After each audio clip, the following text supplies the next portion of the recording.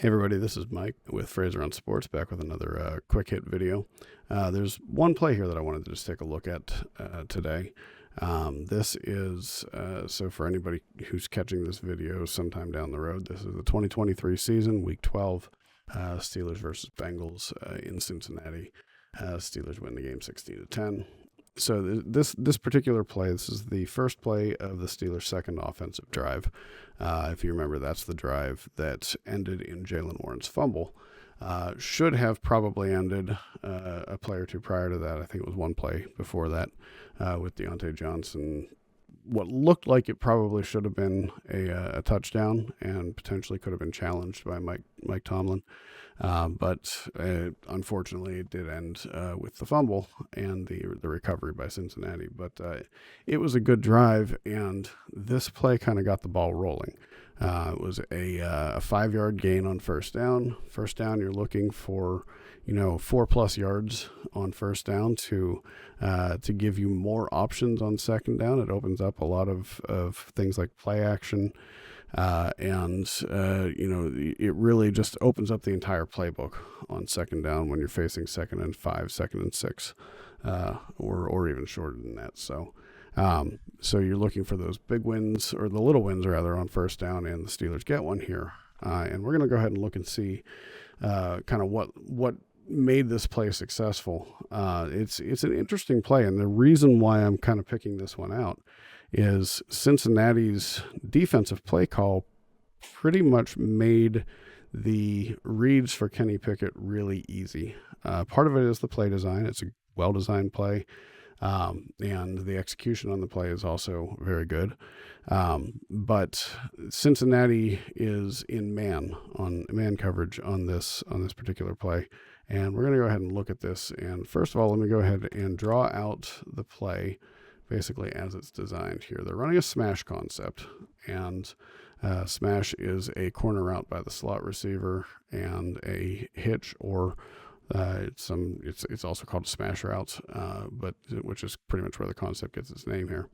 But it's a hitch by the outside receiver here. On the back side of the play, you have Darnell Washington running a drive route, and we're going to see Allen Robinson motion across the formation here, and then he's just going to drop right in here into this gap and block. Meanwhile, Jaylen Warren's going to take a fake and drift out here into the flat. The Bengals, as I said, are in man coverage. It's pretty obvious from the initial alignment that they're in man coverage. This does shift a little bit here when Robinson motions across. We'll see that in a minute here. But we'll play this one time through, and then we'll talk about some of the nuances here. So here comes Robinson motioning across right into that gap. That's Trey Hendrickson right there across from him, by the way, and that's who he's going to end up blocking on this one. So there's the play fake, and then the pass out to Pickens. Just a simple 5-yard gain. So let's go ahead and look at a few of the details on this particular play. Okay, so I said that the coverage on the backside changes a little bit.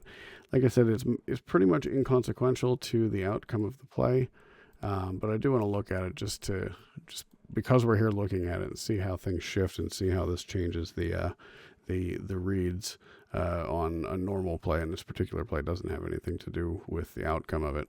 But this is the way that the coverage initially looks. But then when Robinson motions right here, this the safety here who's in the box at this point, he starts to kind of sneakily drift down here, and he's going to end up rushing the passer. So what happens is we originally had that as the man coverage on Washington. That coverage is going to shift now over to the inside linebacker here. Everything else stays the same across the board.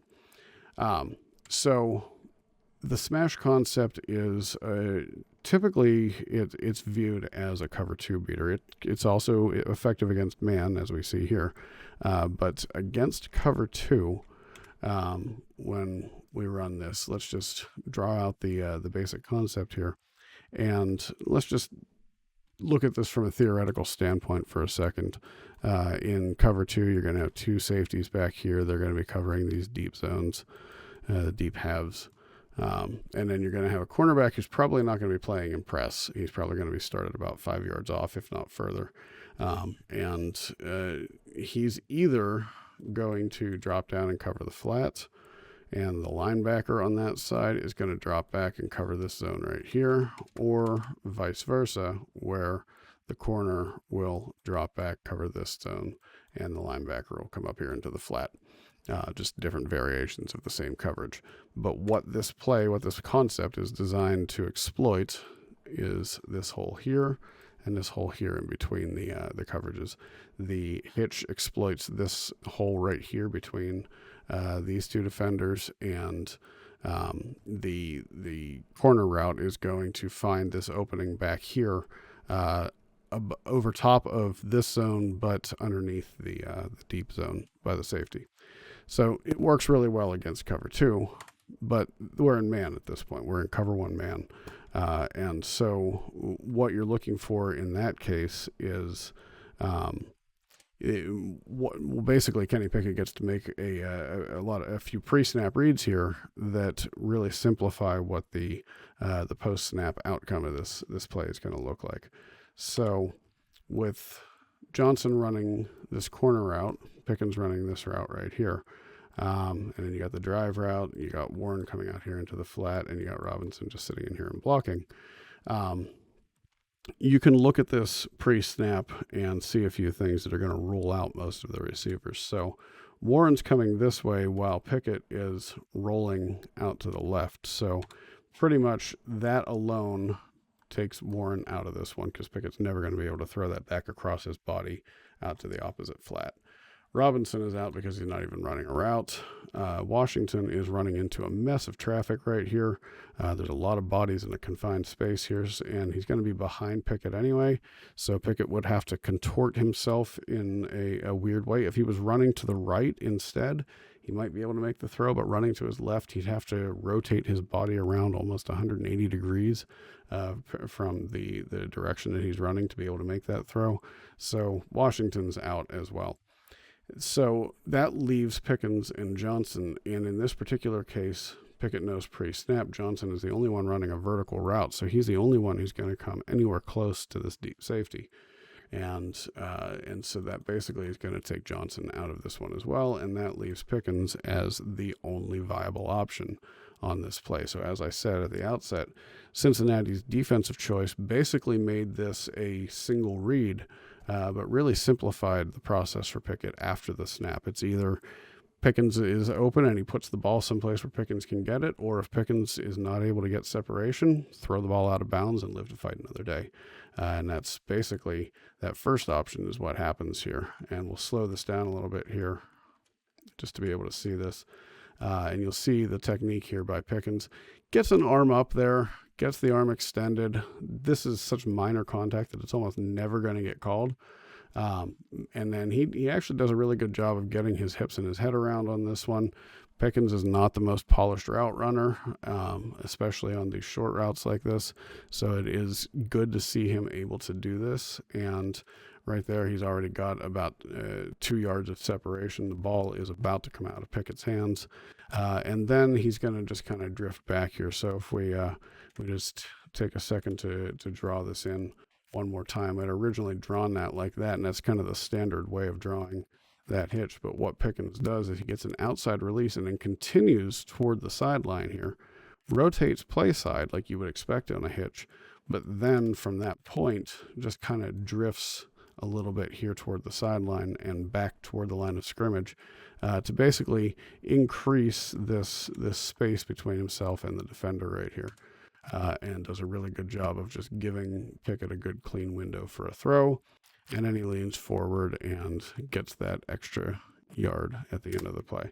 So good play design and, an easier read forced by the Bengals, but just a good job of recognizing it by Pickett. This was a theme throughout this game was but really just kind of simplifying the reads for Pickett and not making him have to think so much, and just allow him to go out and play football the way that he's been training for pretty much his entire life. And this is this is the sort of thing that I was hoping to see with the offensive coordinator change. Was, I don't want to say a dumbing down of the offense, but more of, as I've put it on Twitter yesterday, just taking some of the window dressing off of it and the stuff that doesn't need to be there, and allowing the players to just go out and react to what they see, as opposed to having to constantly think, am I doing what this play calls for? Just simplifying things that little bit, just enough to get their heads out of the game, and really just operate on instinct. And we saw a lot of that. Pickett has still had a few plays in this game that I'm sure he would like to have back, and a few plays where he was late on the throw, late on a read or something. Hopefully those are things that are going to continue to come with time, especially now if the offense continues to operate the way that it did in this game. Hopefully we'll see more of that stuff. But I just wanted to take a look at this play because I feel like it's one of those plays that would get lost in especially with the number of big plays that the Steelers had in this game. It's easy for this kind of a play to get overlooked, but these are the plays that really that really create success in games. It's not the 43-yard bomb to George Pickens, or the one down the opposite sideline to Deontay Johnson. Those are great plays. Those are critical plays, but these plays stacked on top of each other, these 4, 5, 6, 7-yard gains, one after another, are the things that really make a team successful.